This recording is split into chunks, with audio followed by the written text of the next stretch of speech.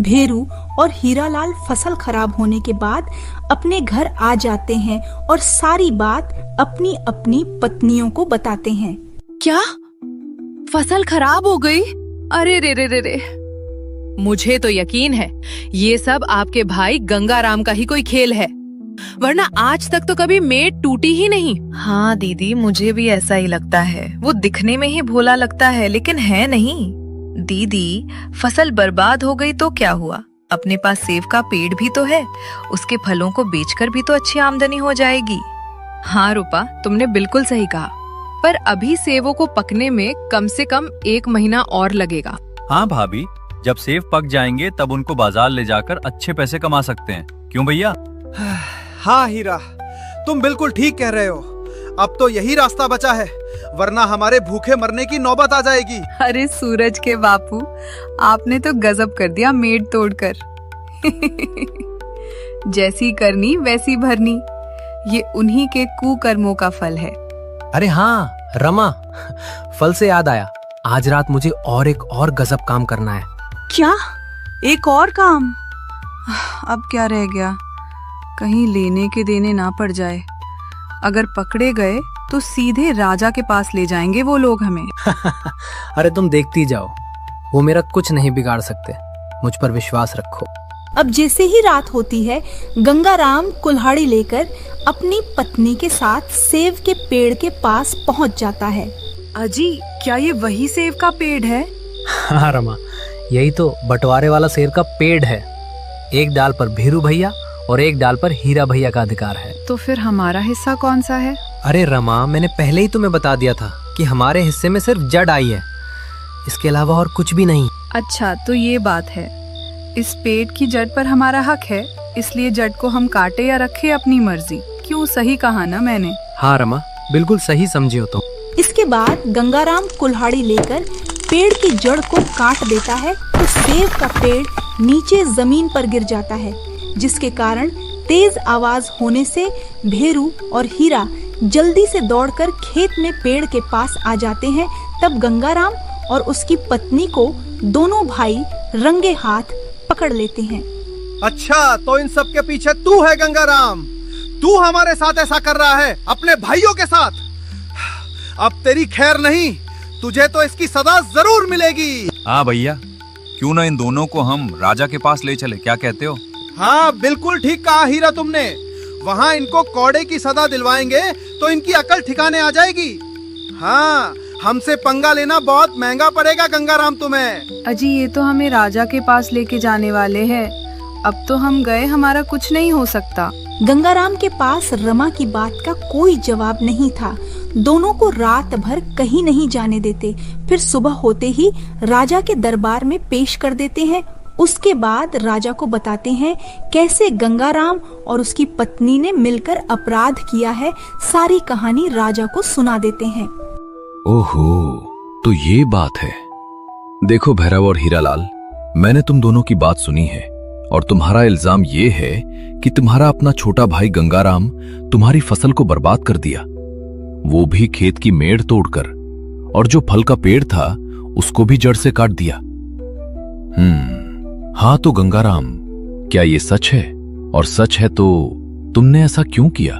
हाँ महाराज, ये सच है, लेकिन मैंने जो कुछ किया है वो गलत नहीं है। इन लोगों ने आपको आधी अधूरी बात ही बताई है। आधी अधूरी बात? क्या मतलब है तुम्हारा?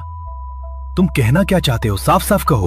महाराज, बात यह है कि खेतों का बंटवारे करते हुए मेरे दोनों भाइयों ने खेत अपने हिस्से में कर लिया, आधा भैरव भाई का और आधा हीरा भाई का, और मुझे दिया सिर्फ मेड।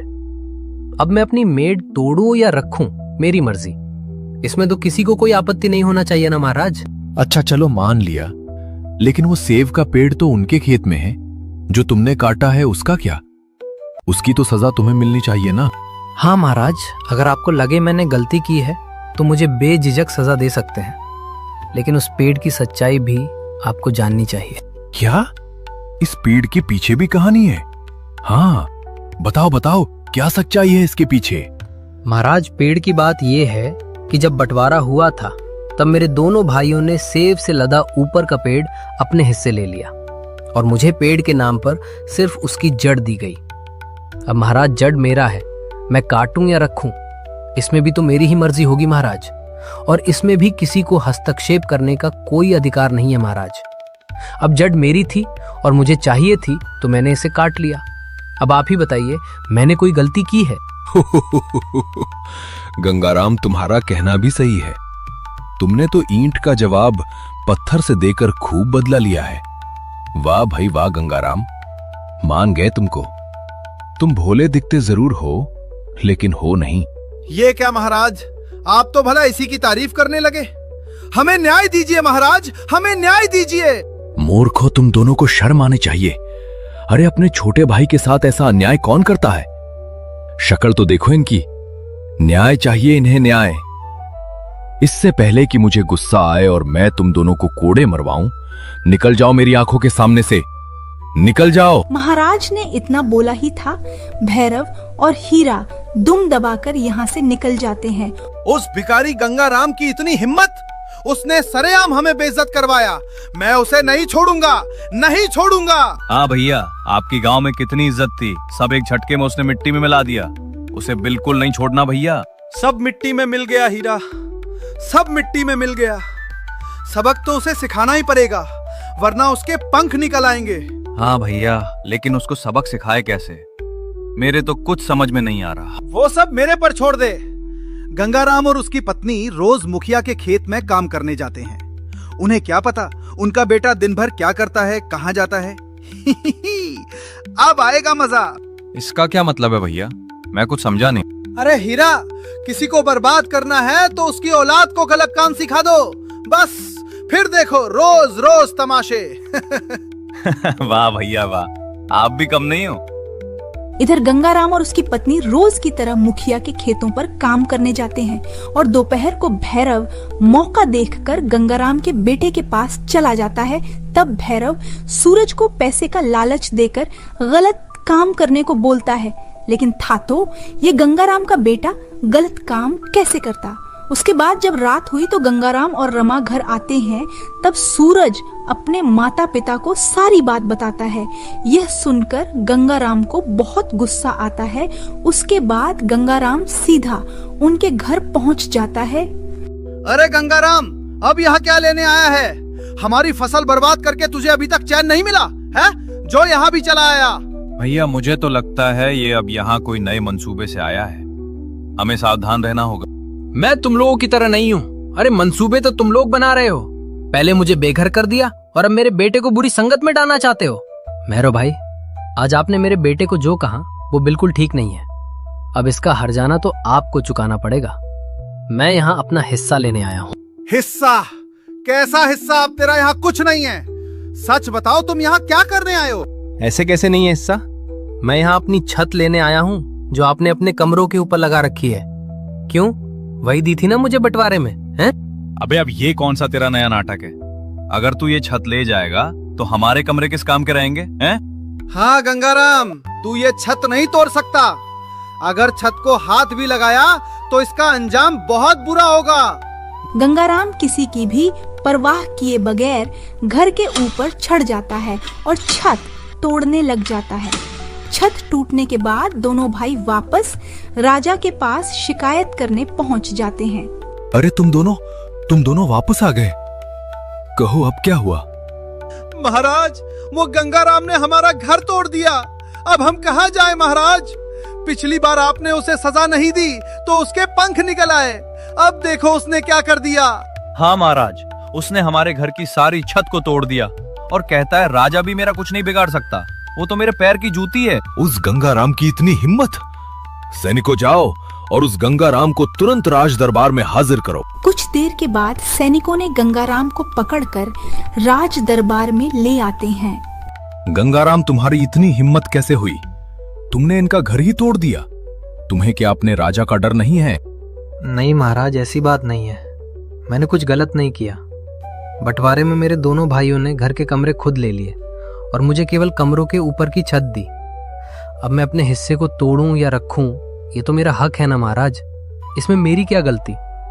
अगर ये चालाकी ना करते तो इन्हें आज ये दिन नहीं देखना पड़ता। अरे भैरव, तुमने घर के बंटवारे में गंगाराम को सिर्फ छत दी, क्या ये सच है? हाँ महाराज, ये सच है। हमने गंगाराम को बंटवारे में घर की छत दी थी। सारे कमरे हमने रखे थे। अरे रे रे रे, ये कैसा बंटवारा हुआ? लेकिन गंगाराम ने जो किया सही किया, इसका कोई दोष नहीं है। महाराज, ये गलत है महाराज। बिना छत हम कैसे रहेंगे? भैरव, तुम अपने आप को बड़ा चालाक समझते हो ना? ये बात तुम्हें पहले ही सोचनी थी। अब इसका फल तुम्हें ही भुगतना होगा। नहीं नहीं महाराज, आप हमारे साथ ऐसा नहीं कर सकते। कह दो ये झूठ है।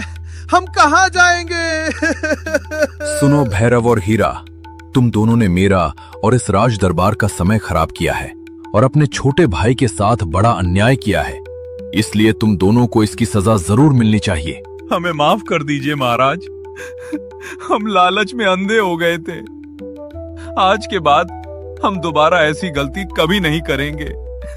माफी नहीं, गलती की सजा मिलती है। मंत्री जी, मैं ये आदेश देता हूं कि इनके घर और खेत का बराबर बराबर हिस्सों में बंटवारा होना चाहिए। इसके अलावा गंगाराम ने हमारे होते हुए इतना दुख झेला है और कड़ी मेहनत से जिंदगी गुजारी है। उसके लिए गंगाराम को राजघराने की ओर से 10 एकड़ जमीन और 50,000 रुपए उपहार में दिए जाते हैं।